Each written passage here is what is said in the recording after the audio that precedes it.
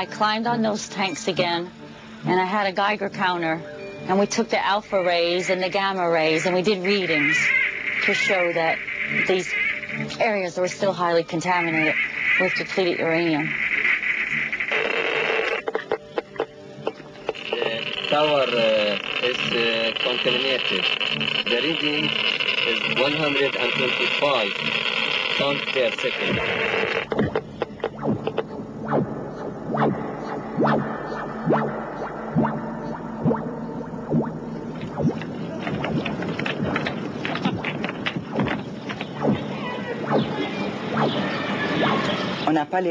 We have no means to decontaminate the Iraqi environment. Earth, water, even the air have been contaminated by radioactive materials.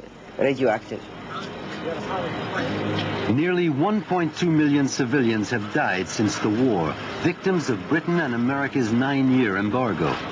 Especially vulnerable have been infants and children under 5, whose immune systems have withered with the lack of food and medicine.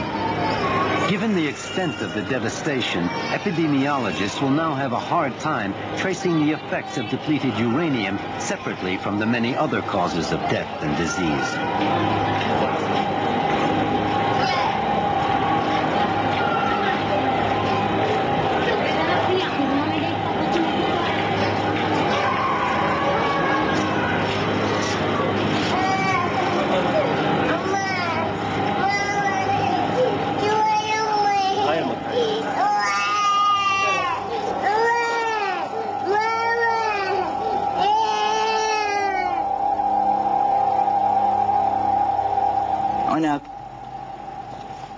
We have discovered that cancer rates are 10 times what they were before the war. A number of children are born with deformations. With the help of a few doctors, we've started to investigate. And we've discovered that depleted uranium is responsible for these deformities and cancer.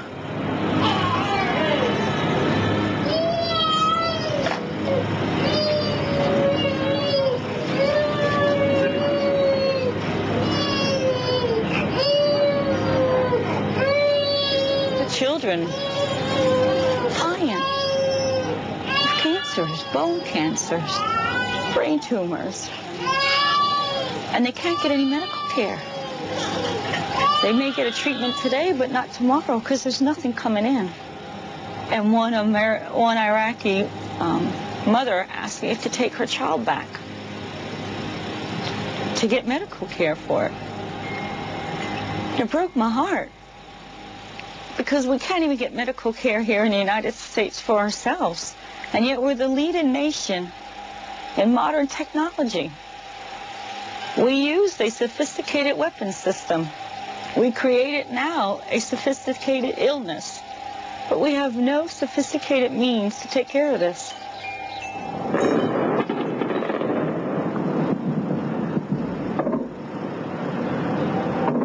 4 days after the 1998 conference on depleted uranium, the Allies once again began bombing Baghdad. The Vatican's Father Benjamin was there. In December 98, I was in Baghdad, where we filmed the bombing from the Al Rashid Hotel. The impact threw us against the wall, but I managed to save the camera. Come on! Ali, come on!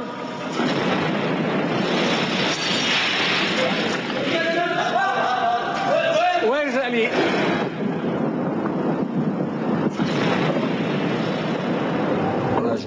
The next day, we visited the bomb sites, along with a number of foreigners who hadn't had time to leave, including 2 Germans. The 2 Germans on December 20th collected a missile fragment, which they then had analyzed in Germany. And this fragment was found to be radioactive. So, not only had DU been deployed during the Gulf War, But 9 years later, the Allies were still using it in the bombing of civilian areas.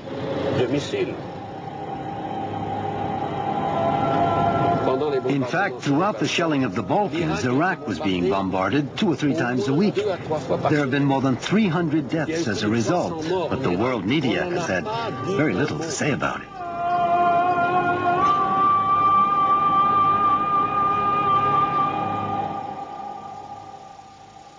We're very suspicious of the Iraqi claims. We do know that in the 1994 timeframe, Iraq instructed their embassies to go on an information campaign attacking depleted uranium and downplaying the possibilities of any adverse effect from the use of chemicals.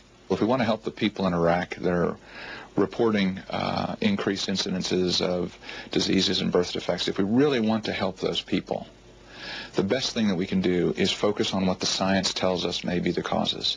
The science says it is very unlikely that depleted uranium is causing this. It is very, very unlikely. These are natural diseases that unfortunately occur throughout the population. And again, I'll get back to the common sense thing. We've got places where the natural uranium is very, very high and where it's very, very low. And we just don't see these sorts of things. And yet these congenital deformities are also found in the offspring of American veterans. In 1994, Life magazine made it their cover story.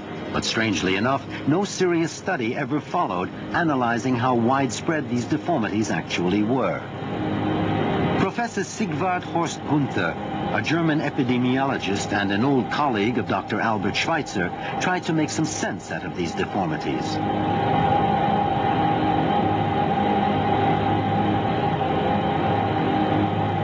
Number of Gulf War veteran families are giving birth to children with no eyes, no arms, no feet.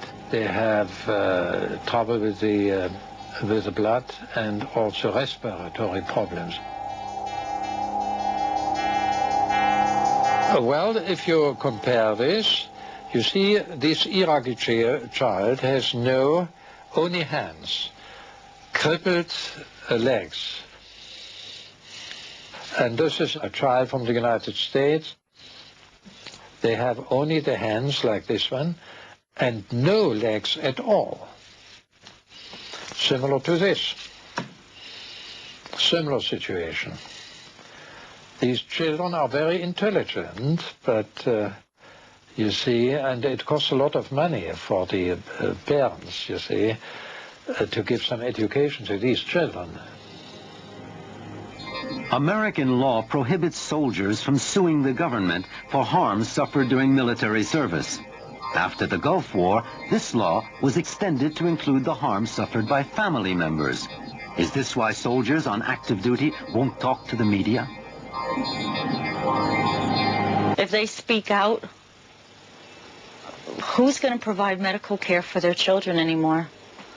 Most soldiers that have children that are deformed like this have to stay in the military so that they can get medical care for their children. If they continue to speak out against the one that feeds them, they won't get any benefits. It's very hard. As soon as you start to make noise and you complain, you lose your benefits. So a man that has a child that is deformed, if he gets out of the Army, what kind of job is he going to get that's going to take care of his child medically? Child has a pre-existing disease. No one's going to insure that child.